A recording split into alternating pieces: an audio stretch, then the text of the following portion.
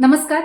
म्हाडा 2025 कोकण विभागासाठी आजपासून म्हणजे 14 जुलै 2025 पासून अर्ज स्वीकारण्यास सुरुवात झाली आहे. काही दिवसातच मेन मुंबई विभागासाठी सुद्धा म्हाडा लॉटरी सुरुवात होईल. परंतु म्हाडा लॉटरीसाठी अप्लाय कसं करायचं, यासाठी कुठले डॉक्युमेंट्स इम्पॉर्टंट आहे हे बऱ्याच लोकांना माहिती नाही. तुम्हाला सुद्धा जर म्हाडा लॉटरीसाठी अप्लाय करायचं असेल तर हा व्हिडिओ तुमच्यासाठी. चला तर मग बघूयात म्हाडा लॉटरीला अप्लाय करण्यासाठी लागणारे सगळे इम्पॉर्टंट डॉक्युमेंट्स आणि प्रोसेस. सर्वप्रथम तुम्हाला प्ले स्टोअरला जाऊन म्हाडा लॉटरी ॲप नावाचं ॲप इन्स्टॉल करून घ्यायचं आहे तुमच्या फोनमध्ये. आता लॉटरी जिंकेपर्यंत म्हाडाच्या ऑफिसला व्हिजिट करण्याची काही एक गरज नाही, कारण म्हाडानी सगळी प्रोसेस डिजिटल केली आहे. सो त्यासाठी तुम्हाला स्क्रीनवर दिसणारं MHADA housing lottery app download करायचं आहे. ते ॲप डाउनलोड केल्यानंतर ते ॲप ओपन करून साइन अप करून घ्यायचं आहे. जसं आपण इंस्टाग्राम, फेसबुक इकडे साइन अप करतो तशीच ही सिम्पल प्रोसेस आहे. सो या रजिस्ट्रेशन प्रोसेससाठी तुम्हाला तुमचा मोबाईल नंबर, जो आधार कार्डची लिंक आहे, तो मोबाईल नंबर द्यायला लागेल. तुमचा ईमेल ID, आधार कार्ड, पॅन कार्ड हे तुम्हाला त्याचे डिटेल्स देऊन अपलोड सुद्धा करायला लागेल. अपलोड म्हणजे इथे एक तुम्हाला फोटो घ्यायचा ऑप्शन येईल. तो फोटो तुम्ही तुमच्या पॅन कार्ड आणि आधार कार्डचा क्लिक करायचा आणि सबमिट करायचं. तुमचं ॲप ते किती ऑथेंटिक आहे ते चेक करतं आणि मग तुम्हाला ते पुढच्या प्रोसेससाठी प्रोसीड करायला सांगतं. सो तुम्ही जर मॅरिड असाल तर तुम्हाला सेम डॉक्युमेंट्स तुमच्या स्पाऊसचे सुद्धा द्यायचे आहे. त्यानंतर सगळ्यात महत्त्वाचं डॉक्युमेंट म्हणजे डोमेसाईल सर्टिफिकेट. डोमेसाईल सर्टिफिकेट अर्थात तुम्ही महाराष्ट्राचे रहिवासी आहात याचं प्रूफ हे तुम्हाला तहसीलदाराकडनं मिळेल. ते तुम्हाला घ्यायचं आहे, ते अपलोड करायचं आहे. त्यानंतर ITR किंवा इन्कम सर्टिफिकेट. ITRला इन्कम सर्टिफिकेट ऑप्शनल आहे. तुमच्याकडे ITR असेल तर तो अपलोड करा, नाही तर तुम्ही इन्कम सर्टिफिकेट सुद्धा करू शकता.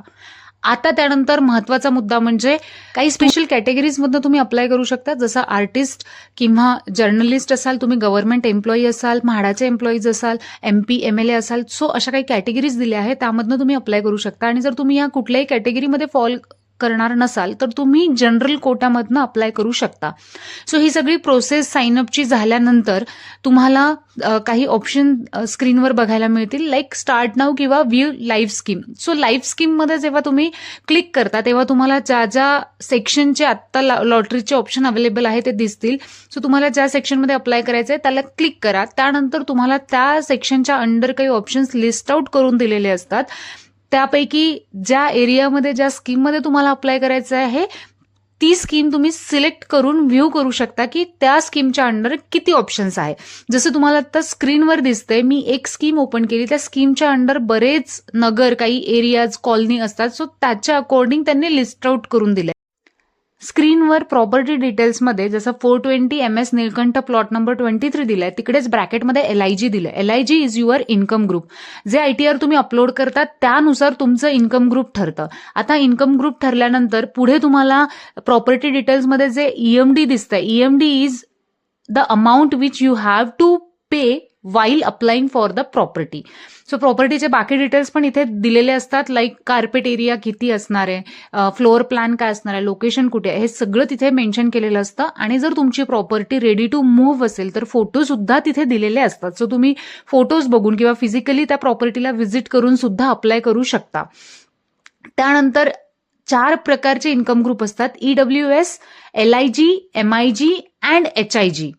Okay, EWS is economically weak section, then lower income group, then middle income group and then HIG is for higher income group. असे 4 ग्रुप्स असतात, ते तुमच्या इन्कमनुसार ठरलेले असतात.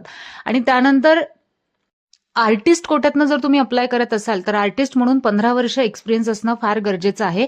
लॉटरी लागल्यानंतर तुम्हाला आर्टिस्ट सर्टिफिकेट सबमिट करायला लागतं. सांस्कृतिक कला संचालनालय मुंबई येथे तुम्हाला जाऊन तुमच्या 15 वर्षाच्या एक्सपिरियन्सचे प्रूफ्स सबमिट करायला लागतात.